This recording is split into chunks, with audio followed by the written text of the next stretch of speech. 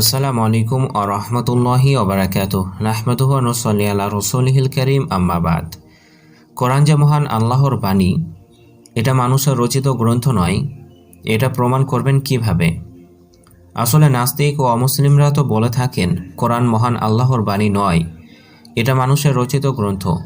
এটা প্রমাণ করার কয়েকটি অসাধারণ যুক্তি ও রেফারেন্স রয়েছে, সেইগুলো আজকে আপনাদেরকে জানিয়ে দেব। তাই এই গুরুত্বপূর্ণ আলোচনাটি দেখতে থাকুন।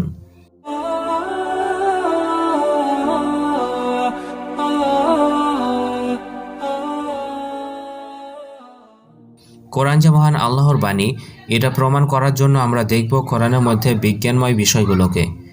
যদি দেখি কোরআনের সাথে বিজ্ঞানের মিল হয়ে যাচ্ছে, তাহলে তো বলা যায় যে কোরআন মানব রচিত গ্রন্থ নয়। কারণ 1450 বছর আগের কোনো মানুষ সেই সব বিজ্ঞান বিষয়গুলো জানতো না যেগুলো বর্তমান বিজ্ঞান আবিষ্কার করেছে।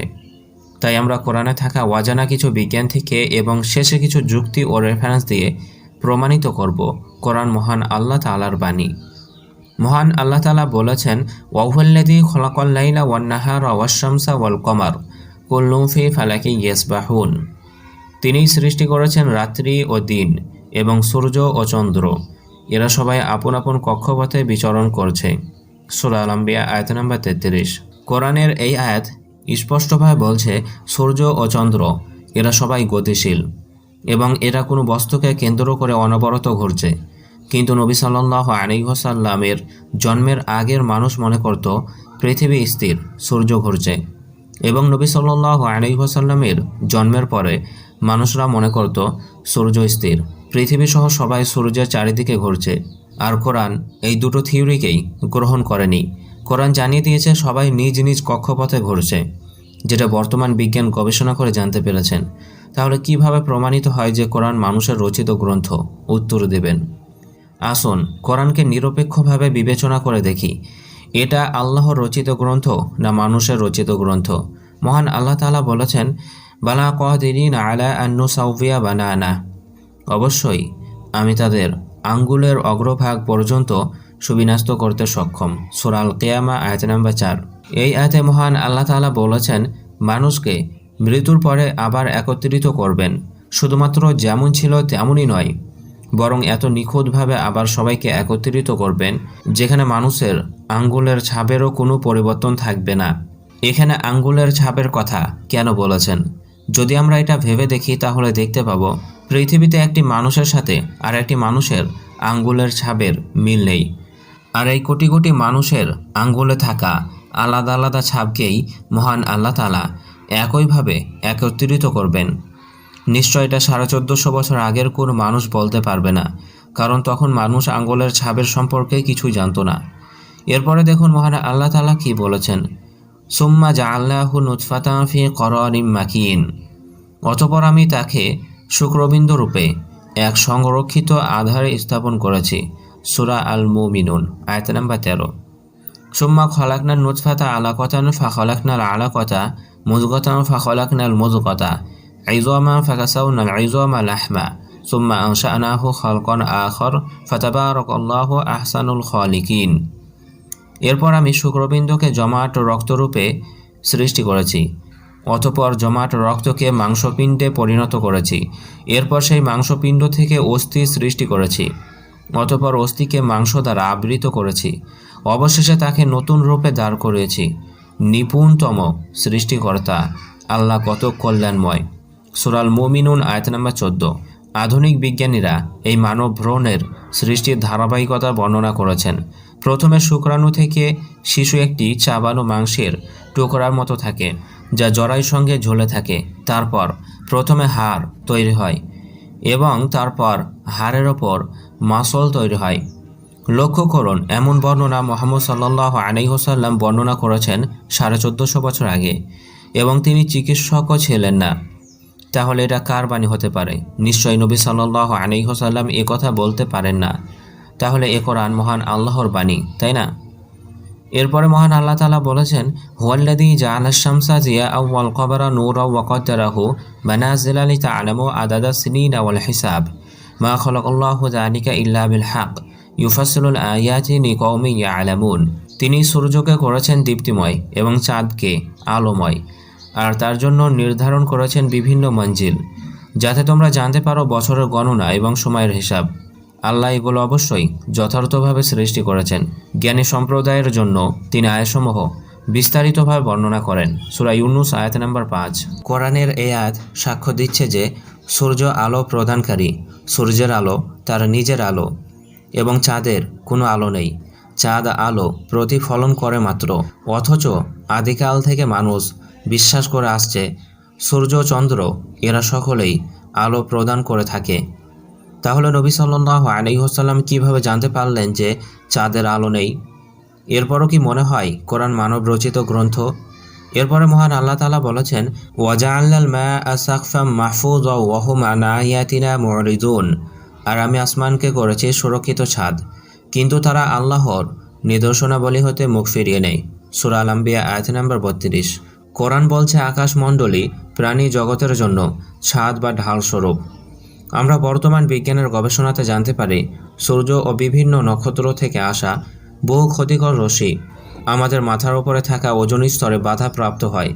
এই ওজোন স্তর বা বায়ুমণ্ডল ছাড়া পৃথিবীতে প্রাণী টিকে থাকতে পারত না। বলুন, এই বায়ুমণ্ডল সম্পর্কে নবী সাল্লাল্লাহু আলাইহি ওয়াসাল্লাম কীভাবে জানতে পারলেন?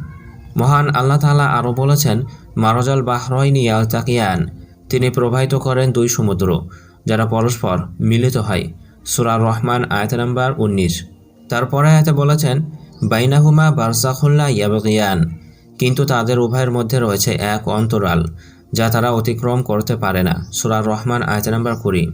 আধুনিক বিজ্ঞান জানিয়েছেন ভূমধ্যসাগর এবং আটলান্টিক মহাসাগরের মধ্যে লবণাক্ততার পার্থক্য রয়েছে। এজন্য ভূমধ্যসাগর ও আটলান্টিক মহাসাগরের পানি মিশে যায় না। এমনকি দুই সাগরে দুই ধরনের পানিতে ভিন্ন ভিন্ন উদ্ভিদ এবং প্রাণীর বসবাস লক্ষ্য করা যায়। এই তথ্য সমুদ্র না দেখা একজন মরুভূমির যুবক, যিনি মুহাম্মদ সাল্লাল্লাহু আলাইহি ওয়াসাল্লাম, তিনি কিভাবে জানতে পারলেন? যদি বলেন কোরআন মানুষের রচিত গ্রন্থ, তাহলে কিভাবে তিনি জানতে পারলেন? উত্তর দিবেন। এরপরে মহান আল্লাহ তাআলা বলেছেন, আলাম তারা কাইফা ফাআলা রাব্বুকা বিআদ। তুমি কি দেখনি তোমার রব কি রূপ আচরণ করেছেন আদ জাতির সাথে? সূরা আল ফাজর আয়াত নাম্বার 6। এরপরে আয়াতে বলেছেন, ইরমা যাতিল ইমাদ, এবং ইরাম গোত্রের সাথে যারা ছিল সুউচ্চ স্তম্ভের অধিকারী।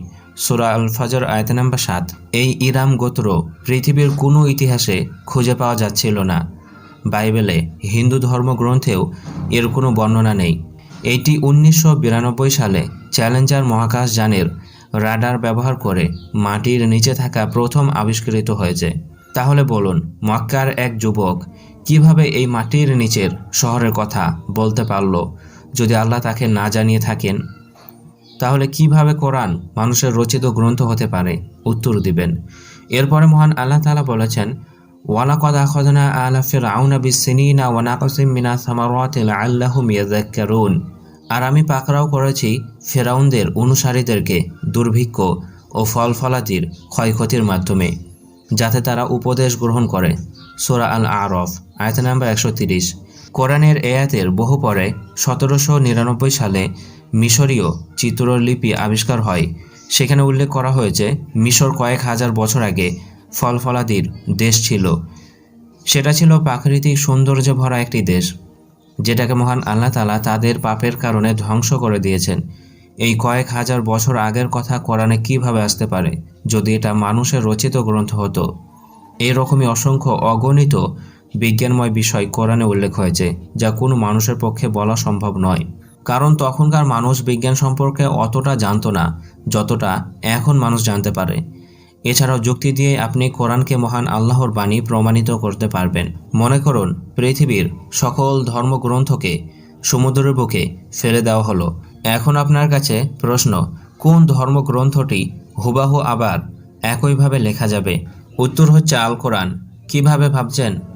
একজন দুইজন মানুষ নয়, সারা পৃথিবীতে কয়েক কোটি মানুষ এই বিশাল ধর্মগ্রন্থটি ব্রেনে নিখুঁতভাবে মুখস্থ রেখেছে, যাদেরকে আমরা হাফেজ বলে থাকি। আলহামদুলিল্লাহ, আমিও একজন হাফেজ। আমি জানি কোরআন মহান আল্লাহর গ্রন্থ, তার জন্যই তো একে মুখস্থ করা সম্ভব হয়েছে, যা পৃথিবীর অন্যান্য কোনো ধর্মের গ্রন্থ কেউ মুখস্থ করতে পারে না। পৃথিবীতে কোরআন ছাড়া একটাও ধর্মগ্রন্থ নাই যার প্রতিটি বাক্য, শব্দ, হার্ফ মানুষ ব্রেনে মুখস্থ রেখেছে। কোরআন মানুষের রচিত হলে এটা কোটি কোটি মানুষ কীভাবে মুখস্থ করতে পারে? পৃথিবীতে আরও কোটি কোটি বই আছে, যত ধর্মের গ্রন্থ আছে সেগুলো কেন মানুষ মুখস্থ করতে পারে না? এটা নিয়ে কি একবারও ভাবনা হয় না? এই কোরআন একমাত্র সৃষ্টিকর্তার তরফ থেকে নাজিল করা গ্রন্থ বলেই তো একে মুখস্থ করা সম্ভব হয়। ধরুন কোরআন কোনো মানুষের রচিত গ্রন্থ হলো, তাহলে তো অবশ্যই তাতে অনেক ভুল থাকতো, তাই না? কারণ প্রতিটি ব্যক্তি তার জীবনে অনেক ভুল করে থাকেন। কোনো ব্যক্তি একটি গ্রন্থকে হাজারবার সম্পাদনা করার পরও কথা বলার সাহস করেন না যে বইটি নির্ভুল। কিন্তু কোরআনের প্রথমেই বলা হয়েছে যালিকাল কিতাবুল লা রাইবা ফীহ, এই সেই কিতাব যাতে কোনো সন্দেহই নেই, যা পৃথিবীর কোনো গ্রন্থে উল্লেখ হয়নি। কেউ সাহসী করতে পারে না নিজের গ্রন্থকে নির্ভুল বলে লেখা শুরু করবে।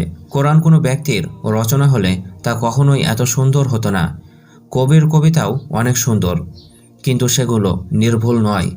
কিন্তু কোরআন সব কবি ও কবিতাকে ছাড়িয়ে দিয়ে সৌন্দর্যের আকাশে পৌঁছে গেছে।